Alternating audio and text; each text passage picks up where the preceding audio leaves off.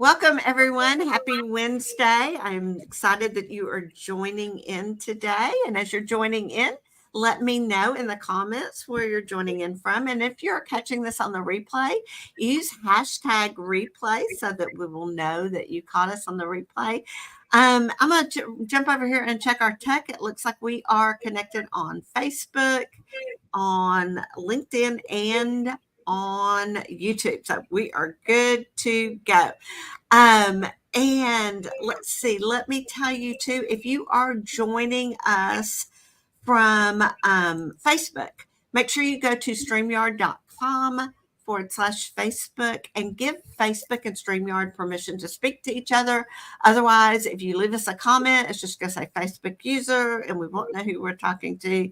So, and if you've already done it on the device that you're watching us from, then you don't need to do that again. But if you haven't, if you can do that, that would be awesome. So, and if you are new to me and I am new to you, let's have some introductions. My name is Beverly Smith. I am the founder of Career Success Strategies, and I'm the former owner of a staffing and recruiting firm. So I know firsthand what hiring managers are looking for, and I use that knowledge now to assist mid, senior, and executive level professionals build their resumes. We help them with their branding strategies as well as their job search strategies, all so they can land the career of their dreams.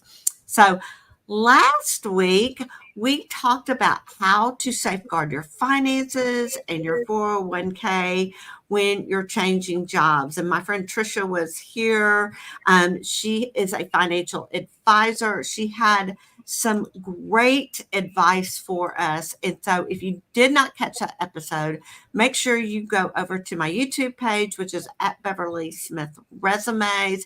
You can click on the live tab and all the replays that we've done will be there. And so make sure you go back and check that episode out with Trisha. Especially if you are considering a job change or if you found yourself laid off, I know finances are a big concern, and she had some really great tips for us. So this week, though, I am so excited to bring on my friend Kristen Lippencott, and we're going to be talking about work-life. Easy for me to say, work-life balance and wellness. And so let me tell you a little bit about Kristen and who she is. She is a dedicated professional who is passionate about promoting well-being and health solutions. She is the manager of well-being and health solution strategies at Arkansas Blue Cross and Blue Shield, where she collaborates with various stakeholders to develop and deliver wellness programs and solutions that educate and influence employee behavior in both worksite as well as communities.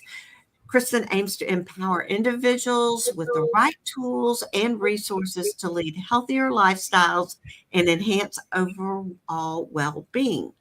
Kristen's originally from southwestern Pennsylvania, and she relocated to Arkansas in 2012 after a brief period in South Carolina. She pursued her education at California University of Pennsylvania, where she studied industrial and organizational psychology and later specialized in exercise science and health promotion. Kristen further expanded her expertise by obtaining an MBA in management from Seton Hill University. Mm-hmm. Outside of her professional endeavors, Kristen is an avid runner, a yoga enthusiast, and a lifelong learner. She constantly seeks opportunities for personal growth and improvement, prioritizing quality time with her family and actively engaging with her community.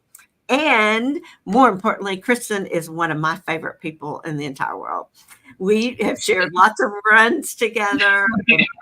Of meaningful conversation. So welcome, Kristen. We have. I'm so excited to be here. Yeah. One of the things too, I want to shout you out for, and one of the reasons that was like a no-brainer to bring you on, other than you're my great friend, is I love your LinkedIn presence. And for those of you who follow me, y'all know that LinkedIn is a big soapbox of mine, especially for those who are job seeking. But Kristen, y'all, is the classic example of someone who is not job seeking, who uses LinkedIn to promote her company, to promote the programs that they are doing at Arkansas Blue Cross and Blue Shield, as well as she posts great content. She posts articles that she writes.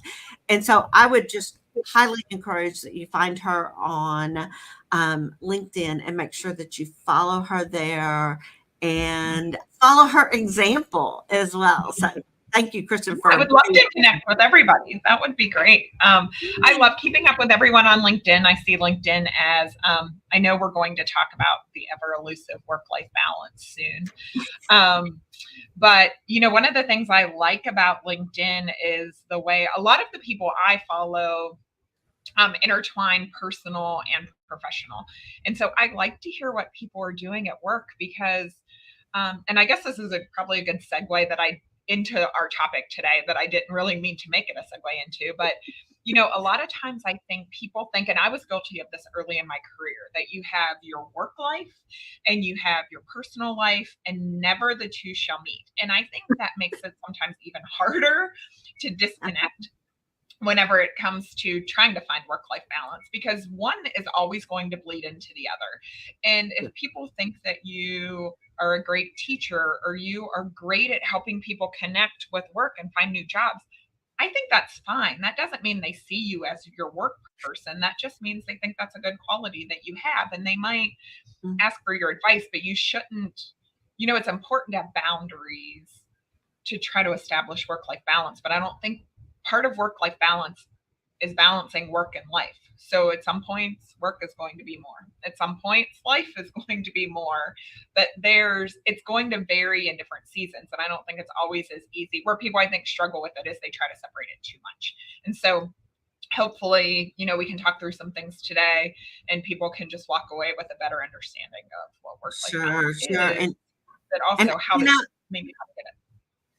it. I like to think of it more as a work-life harmony, because there are going to be times where you've got a project going on and you're going to devote more time. And then there's going to be times where maybe you have a family member that is ill that you need to attend to, or you're on vacation, or, you've got a marathon that you're training for, and it just, it kind of ebbs and flows. And it's something that I've been studying a lot of. And I can't remember, it's a universal law. And I think it's like the universal law of rhythm, but things kind of ebb and flow like that. So yeah, I think that's really an important point.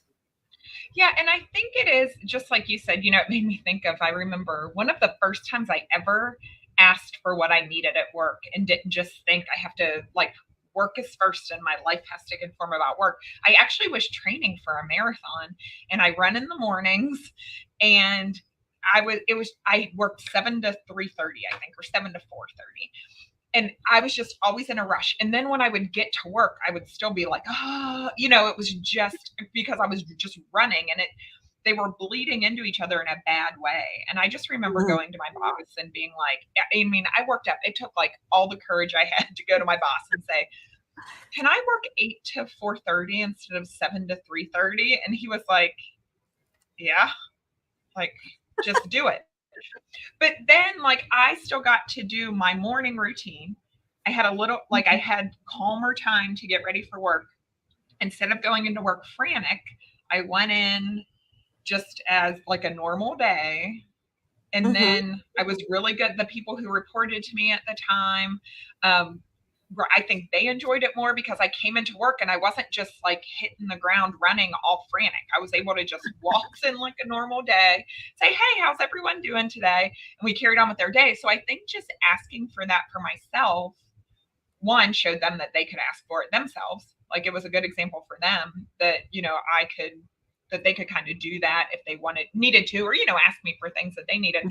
But I also think it just made me able to serve them better. So while I grew up with the first person in, last person out the door mentality, or that's how I was kind of, I'm kind of in that generation. When I realized I could actually be better not without that mentality, like putting myself first. Then I can show up for work better and my people better, I think. So that's part of finding that. I like what you said about work-life harmony. That's a good term for it. I think that's because they Yeah. are. You have to feed both of them for them both to work out. For the earth for them both to feel good, I think. I think so. I think so. Okay, I want to talk a little bit more about um, how or why you think boundaries, self care, and this work life harmony, balance, whatever you want to call it, is kind of an important overall concept of well being, and not just for leaders, but just in general. Let's kind of explore that a little bit. Well, and I think it just comes down to kind of what I was just saying. It's real easy to get caught up in the work grind. I mean, that's still a thing. Mhm. We hear that all the time, your side hustle and your grind and all of this. But when you find the boundaries, I think you can show up for work better. I can give you example after example of people who, once they took a lunch break, their productivity was better in the afternoon because they weren't just sitting there. And it doesn't have to be, I mean, just put 30 minutes on your calendar, take a 20-minute walk. But Mm. it you can give more to the company, you can be more efficient, and when you leave at the end of the day, you can leave knowing I did my best work and now I'm going to go home to my family. And so maybe and it allows you to be more present with your family, right? Like Mhm. I turn my notifications on my phone off. I don't get notified when I get emails from work. I silence notifications. Mine are kind of late, but like 8 o'clock, I silence notifications. So if I'm watching TV in the evening, even from friends, I mean, if I'm watching TV in the evening with my significant other, or I'm visiting with my parents, or I'm doing anything, I'm there and not anywhere else. And I think, and that allows me to give to them better. So I think whenever you reserve work time just for work, and you create that boundary, like I said, and you take lunch and you step away from your desk or you whatever you want to do, then you're better for work too. And we have to think about it Mhm. that way. I think a lot of times when you see articles online, it talks about being present for your family and being present for your family and being present for which is important. It's part of boundary setting. But if you shift that and think about being present at work when you're at work, like set Mhm. the boundary both ways. Like my brother called me at 10 o'clock this morning and I could have answered, but I waited until I went on my lunch break at noon and called him back. And then that allows me to like that sets that boundary. So while it's not separating work and life, like I know I said earlier, you don't want them to be completely separate. It still allows me to be present at work when it's work. Mhm. And then when it's my personal time, I'm doing personal stuff. And it makes me feel, and the balance is a little bit better. It makes me feel, better personally. So that might look different for everybody, but that's just one Yeah. example of, I think, why it's important.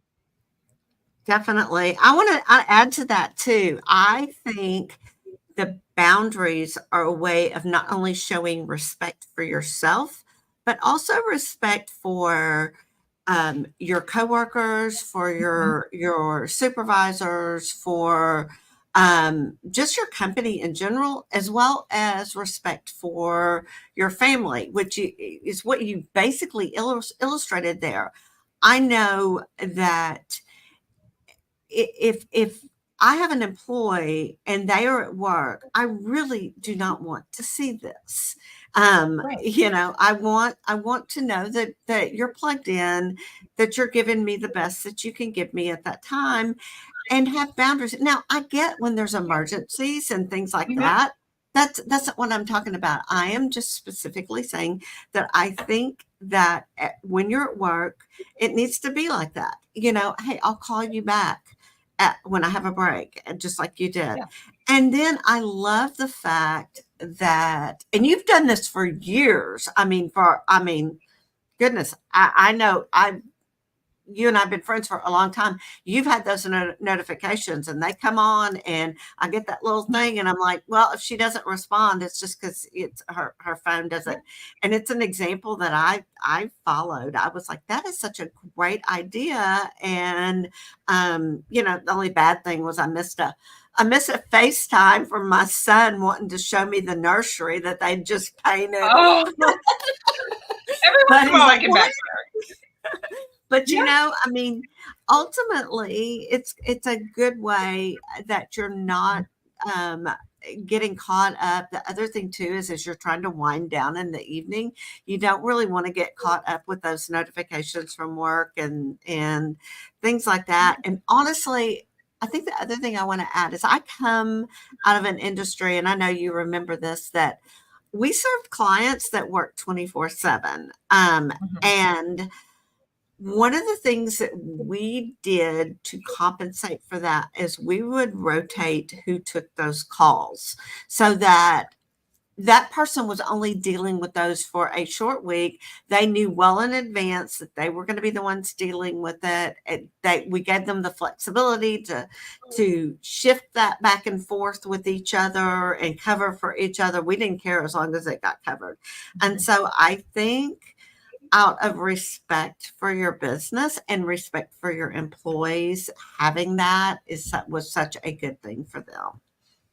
Yeah, well, and I think too, I mean, if we're leaning into the respect factor, it also when you know someone is present at work, I also think as a leader, when it does come down to as a leader or a business owner, when that person does come to you and say, "Hey, I need to leave 20 minutes early today for XYZ reason," you're usually more willing to work with that person, right? Because Hmm. you respect them, that like you can see that they respect your time and the job that you're paying them to do. So in turn, you give that back to them. And I've seen that happen over and over. I mean, it's happened to me. I've witnessed other people do that. Hmm. And I think sometimes people don't make that connection of um, the like that cycle, right? Like they don't Hmm. see that well on my phone for 5 minutes at a time, but I was doing it every hour. And then at the end of the day, Hmm. when they were like, well, I'm done, can I leave 20 minutes early? And they're like, well, we really need you to stay on the phones. If it's someone who has really been there and been paying attention and doing good work, they're going to be like, oh, we'll figure out the last 20 minutes of the day. You can go ahead and go. Yeah. When you would give them that, it's like it turns into a mutual respect and a mutual Hmm. understanding, as opposed to just a one-way street all the time. Yeah.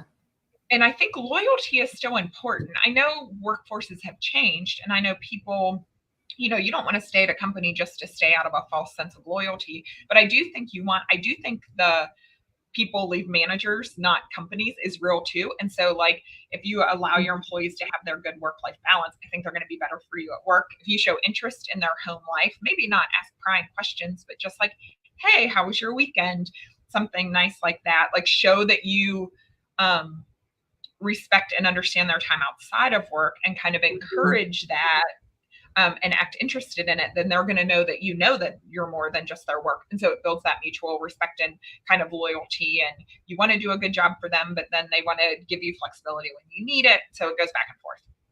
Yeah. Yeah. Knowing their kids' names and, Yeah. asking about the birthday party, those kinds of things for sure. So Yeah. I think I, that that's all important. I want to segue in and talk a little bit about from a leader standpoint. I find sometimes it's really hard to shut it down. Mm-hmm. And, I could, especially when I've got that project, I could go, and go. And I want to talk a little bit about how we can model that. How can we expect our employees to take care of themselves and things like that if we're not modeling that? So, what can you Well, I shed think some the light on short that? answer is we can't. Right. So we need, we want to. I mean, I'm that kind of person too. Like I'm an Enneagram. I know you and I talk about the Enneagram all the time. I'm an Enneagram 3. I want to see a project through to the end. I again like I fail a lot whenever it comes to setting these boundaries. I'm good at setting boundaries, but when I get stressed out, I overwhelmingly like crash them like my own worst enemy, crash them down all over the place. But I think at the end of the day, you can't expect your employees, you can't send your employee an email at 9:30 at night and not think in the back of their mind somewhere they're not going to think I have to respond. Like they're Mm, expecting me to respond at 9:30 at night, yeah. right? So And that's Whereas what I mean I'm by modeling. sending it just because I don't want to forget.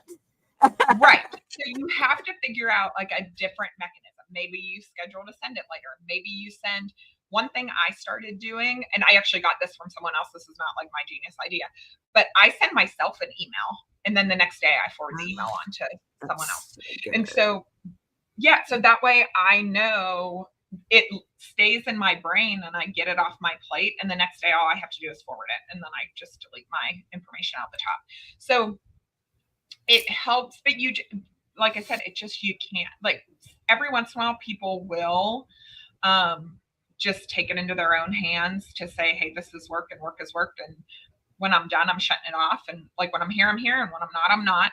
Some people are self-motivated like that, but not everyone is like us, right? And so we need to really model. It's the same as coming in late, right? Like if you don't want your people to think they can just roll in at 10 a.m. every day and leave at 4 p.m., you're not going to do that. So it's the same, the opposite direction. And you have to respect people's boundaries too, right? So like if I come to you and I say, hey, my family lives far away. You have an employee whose family's from out of town and they come to you and say, hey, my family's in town tonight. I know we have this project due, but I'm going to leave at 5:30. I can do it first thing in the morning. Or if they come to you and say, I have these 2 items I'm working on, but I need to leave at 5:30. My family's in town. I want to spend time with them. What do you want me to do? You need to say, okay. Like you need to work with them to figure it out. And like, I feel like that sounds like a little harsh and directive, but that if you want your employees to be good employees and have good work-life balance, you have to work with them and respect their boundaries, just like you want them to respect you. Again, it's like the two-way street, the balancing act of all of it. And you just have to understand that sometimes no is going to be the answer. Like part of self-care, and I know you haven't asked me this yet, but part of self-care, I think people have this illusion that self-care is like taking a bubble bath or having a drink or going for a spa day or taking this elaborate vacation. But sometimes self-care is saying no.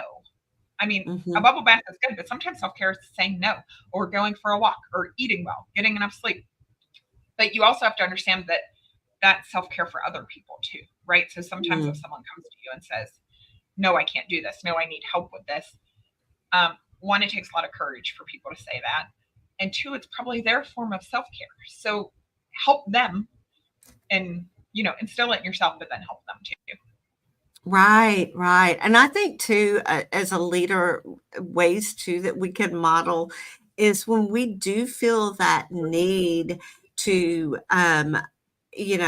put those blinders on and just keep going and get this project done. Is you probably really need to step back and say, okay, why am I the only one working on this and it's 8:00 at night and everyone else has gone home? There's something wrong with this picture unless, you've been sick and something's come up and, or the deadlines got changed or whatever. I think looking at your own plate and figuring out, I need to plug in, figuring out where there are things that you are doing that you shouldn't be doing, that you should delegate, that you should empower your team to come in and do, and you stay in your lane with what is best for you. And then as a leader, you recognize those areas of your team. And I heard this, and I wish I could remember who said this.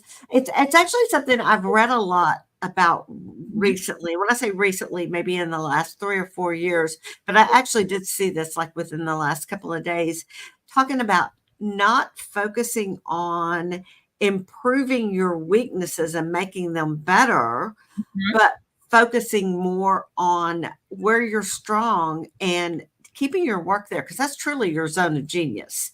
And that's when you're going to be the most productive. And I think you are going to see people, if they are not doing work that is not aligned with what they do well, they're going to be frustrated and feel overwhelmed. And I think, like Mackenzie, that used to work in our office, how good she was with systems and things like that.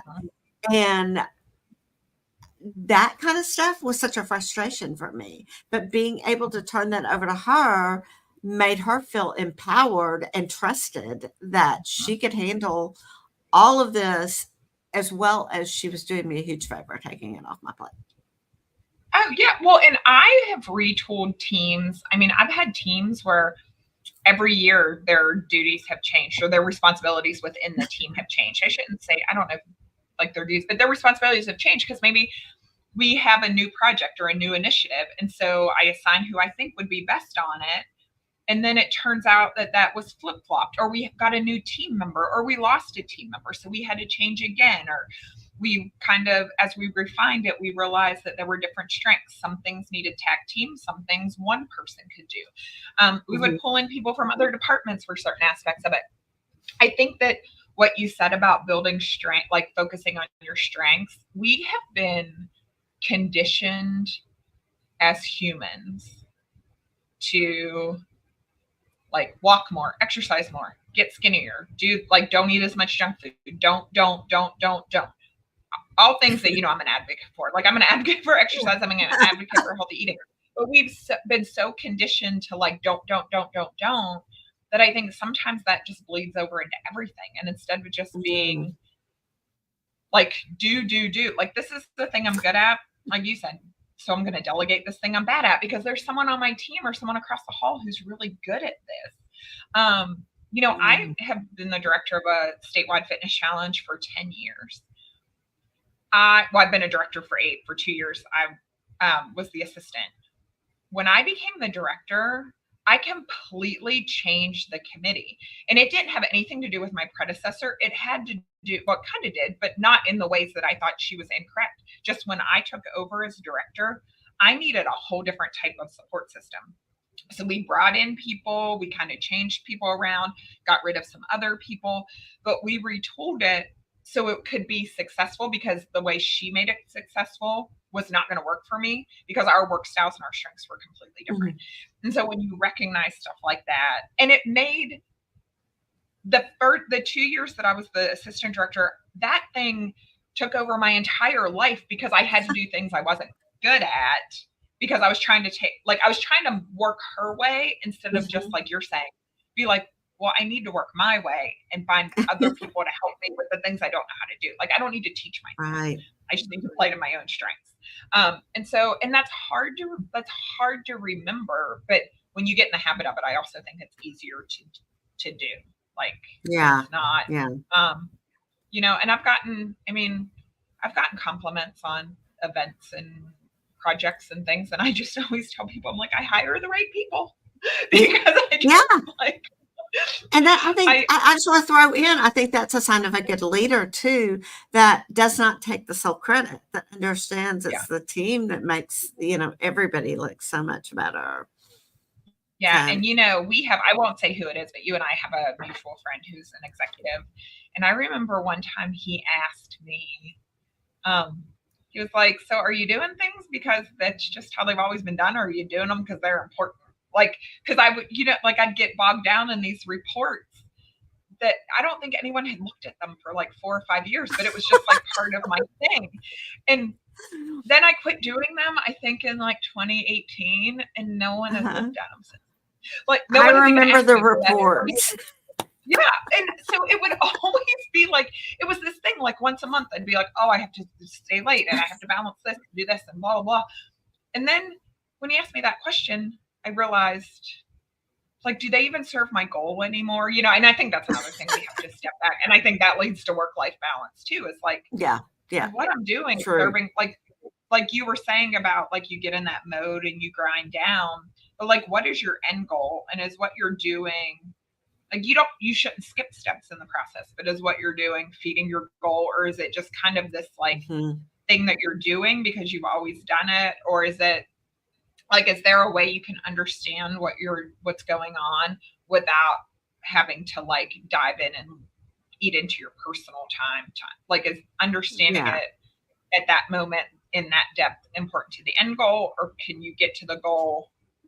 Like, can you work and learn at the same time? Sure.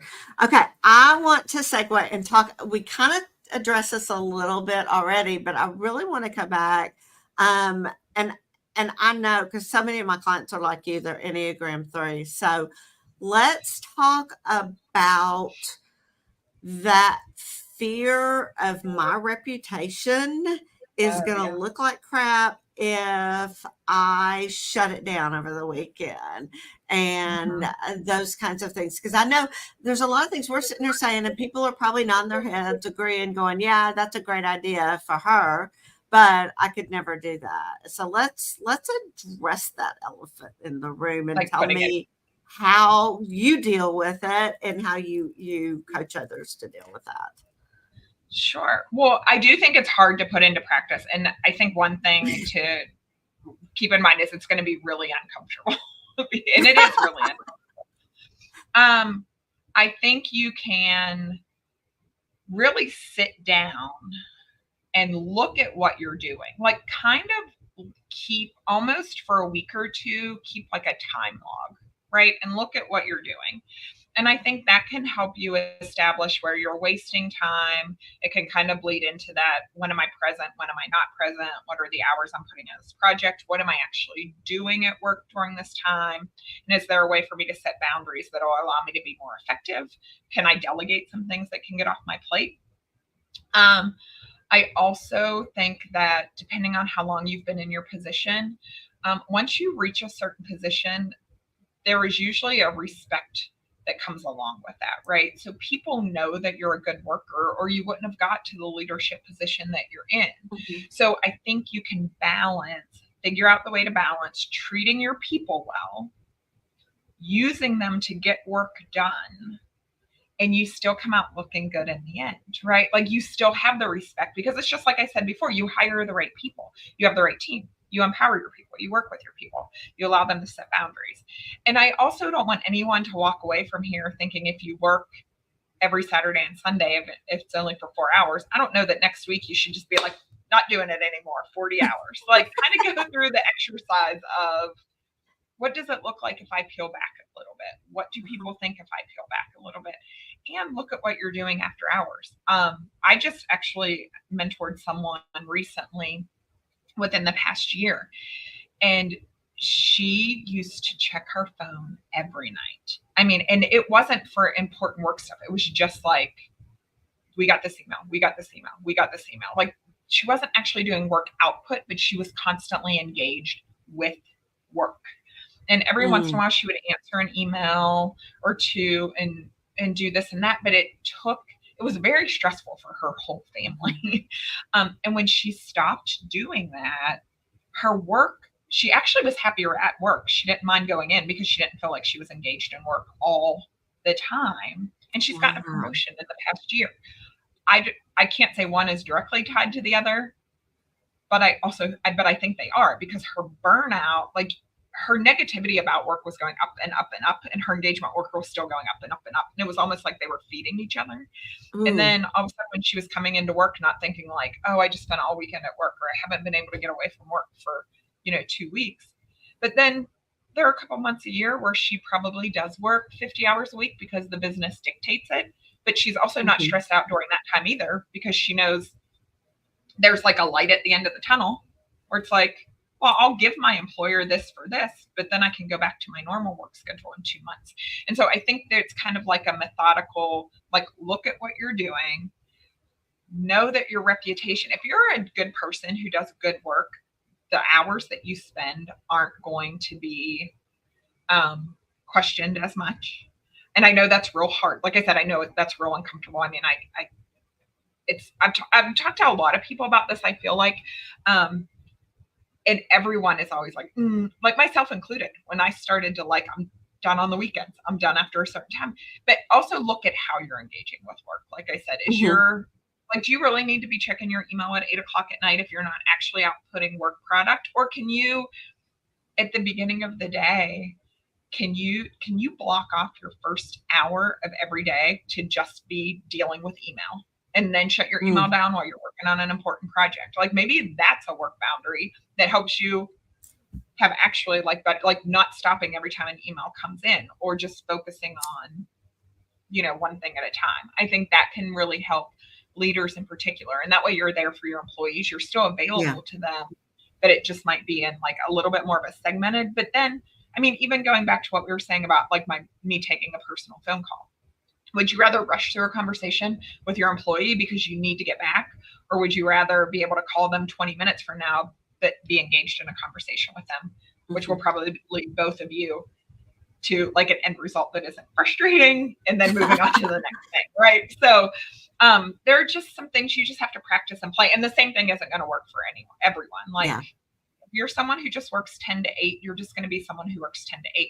But you also have to be very clear with your employees if there's someone who works 7 to 3 that you don't expect them to, these are your hours, these are your hours.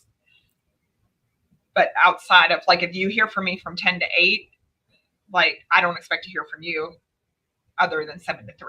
Do you know what I mean? Like not you're getting an email at 6 a.m. and at 9 p.m. from your boss and you're like there all the time and they're going to, for me to get anywhere, they're going to expect me to do that when that's not really the expectation. Yeah. You know what's coming up for me too, when we talk about those email things too, is email's kind of like a bad weed. You pull it and another one comes up, another 2 or 3. And so, and I know for me, like I was so excited about, probably the beginning of the summer, I got into this mode of, I wanted a 0 inbox and I got there. It was like so exciting and I got there. Yep.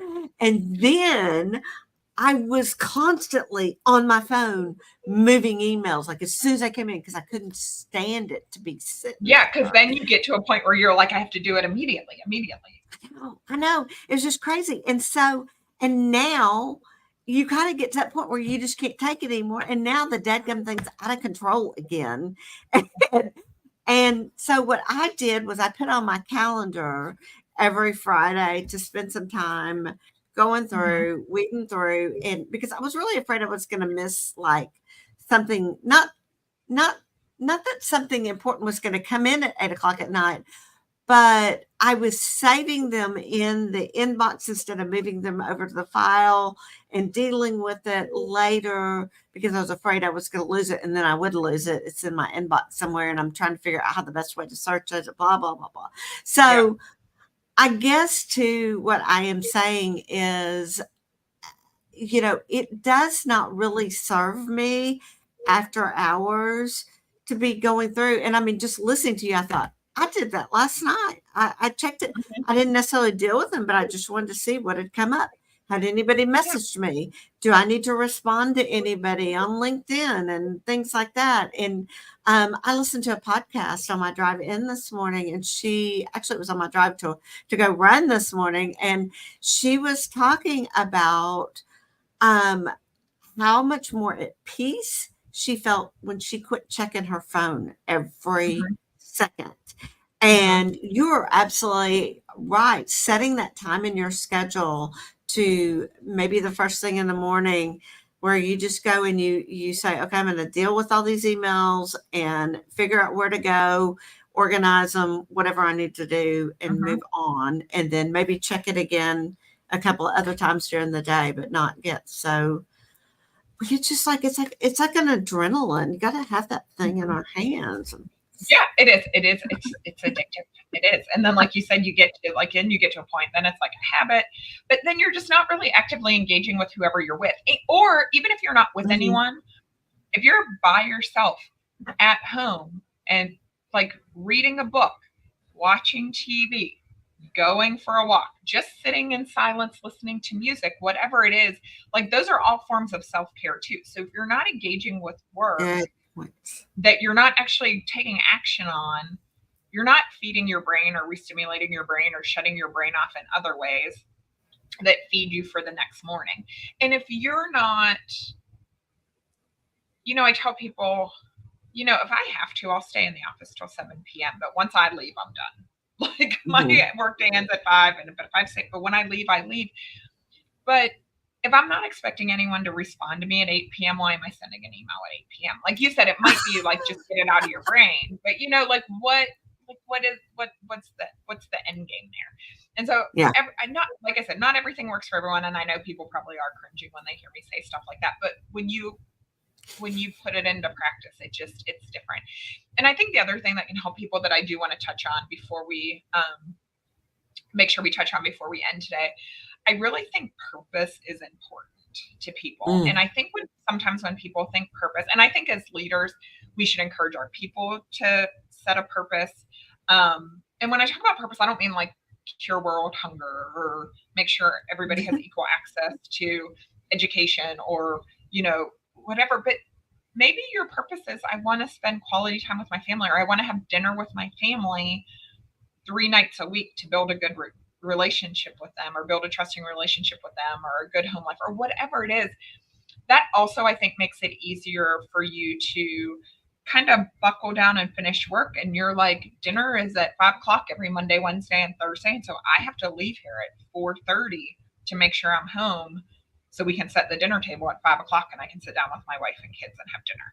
And so, or my husband and kids, or whoever your family unit is, so but all of a sudden it's like, when you're just like, oh, I can just stay and work because this project needs done and I'm not doing anything better anyway, that makes it harder for you to walk away too. But if you have a purpose or training for a marathon, I have to get up in the morning, so I need to go to bed at 8:30. I'm not staying at work every night till 7 if I'm going to bed at 8:30, right? So, but whatever it is, whatever your purpose is, you can call it a purpose, you can call it a goal, whatever. I think that can really help you. And then once you practice it, you see it go into play and you realize that it works, then it gets easier and easier. And you're always going to backslide. You're always going to have moments of stress where you're bad at it. There are always going to be certain people that you just, for whatever reason, you're always bad at having boundaries with. But it does get easier when you practice it. It's just like I said, like kind of take a time inventory, see what you're doing. It's almost like time management, right? Like just see what you're doing, where you're spending your time, where can you cut back? Is it all important? What can you delegate, like you mentioned? And then go from there. And just really make sure that you're taking like sleep, hydration, food. A lot of times like lack of self-care, like I said, doesn't have to look like all those fancy things. But if you're not sleeping, you're not exercising, you're not eating right, you're not drinking enough water, you're probably working 12 hours a day because your brain's not functioning like it should in the time of, the amount of time it should. So it all feeds into one another. And it's not hard. It's not easy, but it's not quite as hard as people think it is to get there. You just have to figure out what works for you. And I really like what you said earlier about like finding what you're good at, and maybe that drives your purpose or your work purpose or where you set your boundaries. I really like that. That's such a good reminder. I really appreciate you saying those things, because I'm so bad about, since I do work from home most of the time, it can just go on and on and on. And I love those days when I go out and go with my husband out to feed the animals their dinner, and then I'm walking back and going, I'm done. I don't have to do anything because I'm already done. I've got everything done, and I'm good for the night. And then I, can just focus on doing whatever else it is I want to do. But I will say, there may be times where it makes sense for me to sit down and do things at night because I took that break during the day. So I realize there's a lot of people probably that watch this that do have some flexibility, and just knowing that you really take advantage of times, and even if it's just saying, okay, like I'm going to take a break for 15 minutes or an hour or whatever, and I'm not going to feel guilty about it because I know I'm going to come back and I'm going to work from X to X. So, right. And that's another boundary, right? Like we're not all, I mean, I talk a lot about if you work 10 to 6 or 10 to 7, but maybe you work 9 to 12 and then you work 4 to 8 p.m. As long as that time between 12 and 4, you're doing whatever you need to be done and you're not plugged in from 8 a.m. to 8 p.m., but you set those boundaries around whatever your time space is, I think that works too. like it's part of that, like figuring out what works for you. And there may be days that they do, like, you flex a little bit, you do a little bit more. And you made me think when you were talking about working. During the pandemic, I spoke with several groups, and my big thing with them was like have a ritual in the morning and in the evening. So if you used to have a commute time and now you work at home, and for people who work at home, like don't roll out of bed, pour your coffee, sit down at your desk, and then and then you're working forever and you're like, oh, just 5 more minutes. And then it's 3 hours later, right? Like if you get up in the morning, you don't have to get dressed. If you're someone who wants to work in your PJs, then you can, I'm all for that. Like, but like get up, have your coffee. Maybe if you're an exerciser, you exercise. Maybe you read, you do a devotional, you do whatever makes you happy in the morning. Then you go and you sit down at your computer, and then you shut down your computer and you go for a little walk, or you go sit on the couch a little bit, or even if you start making dinner, just have like something that signals like the beginning and the end of your work day. Mm-hmm. I go in here and I do this. And same with your lunch break. Instead of just kind of letting it all merge into one big blob, that really helps, I think, with that kind of balance in those boundaries too. And just the balance of, like when you work at home and you live at home, you for sure can't have like a work silo and a life silo, I feel like, but you can have the right boundaries around those where you're not constantly in both at the same time. So that also means don't do laundry at 2 p.m. I mean, you have to like kind of treat it like work and life. Exactly. And to add to that, and this could be a whole nother conversation, and it's really time to wrap up, but I've been really studying working in your masculine and working in your feminine energy. And that's not necessarily, when I say masculine, feminine, I don't mean male and female. It's an energy that we bring. And masculine is more of the structure and the systems that we have in place, and when we're on go and when we're pushing, and feminine is more of the being and letting things flow and working in our zone of genius and having a really good balance of that. And I know, I personally found myself falling into old habits of work that I used to have in my previous business. And I found myself really, really stuck in just in all areas of life. And one of the things, this was something that came up for me when I started studying that. And it really has helped me set those better boundaries and just say, okay, no, I'm done. We're working on these 3 things today, and then we're done. And then we're moving over. Yep. And, obviously putting my clients first, making sure that they are well taken care of and responded to. But I had another mentor. She called it an ATM machine. She goes, you're not an ATM machine. Well, I just stick my card and you spit out money every time I need something. And so, these are just been really great analogies.